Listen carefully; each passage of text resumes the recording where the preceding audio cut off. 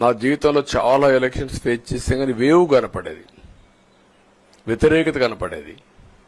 కానీ ఈ ఎలక్షన్లో ఎక్కడో అమెరికాలో ఉండే వ్యక్తి ఒక 5 లక్షలు 10 లక్షలు ఖర్చు పెట్టుకొని నేను రావాలి, ఓటేయాలి, రాష్ట్రం నిలబడాలి, ప్రజలు గెలవాలి అనే ఆవేదనతో వచ్చారు.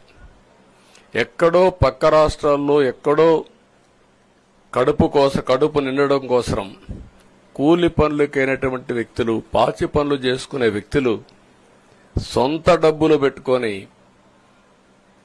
నేరుగా ఇక్కడ రైల్వే స్టేషన్లో చూస్తే, బస్టాండ్లో చూస్తే భోజనం కూడా ప్యాక్ చేసుకొని తీసుకొచ్చి ఇక్కడ భోంచేసి ఓటేసే పరిస్థితికి వచ్చారు. ఈ కమిట్మెంట్ ని ఏ విధంగా వర్ణించాలో నాకైతే అర్థం కాదు. ఏ విధంగా వాళ్ళని అభినందించాలో కూడా అర్థం కాని పరిస్థితి. అనేక ఎన్నికల్లో అనేక అనుభూతులు చూశాం. కానీ మేము అన్ని ఎన్నికల కంటే ఇది ఒక తెలుగుదేశం పార్టీ చరిత్రలో, ఆంధ్రప్రదేశ్ రాష్ట్ర ప్రజల చరిత్రలో సువర్ణాక్షరాలతో లిఖించదగ్గ ఎన్నిక. ఇది ఒక హిస్టారికల్ ఎన్నిక.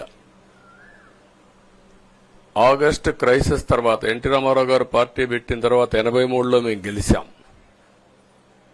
అప్పుడు 200 సీట్లు వచ్చాయి. కొత్తగా పార్టీ పెడతానే ఎన్నికలకు వెళ్లి 9 నెలలు అధికారంలోకి వస్తే 200 సీట్లు వచ్చాయి. 94లో మీరు ఒక్కసారి చూస్తే ప్రజా వ్యతిరేకం వల్ల 3 ముఖ్యమంత్రులు మారడం వల్ల ఆ రోజు మీరు ఎన్నికలు చూస్తే దగ్గర అపోజిషన్ పార్టీకి రిక్వైర్డ్ నెంబర్ అంటే అపోజిషన్ లీడర్గా వచ్చే స్టేటస్ రాకుండా వచ్చాయి. అవన్నిటిని వర్పించే విధంగా ఈసారి ఊహించని విధంగా వచ్చింది.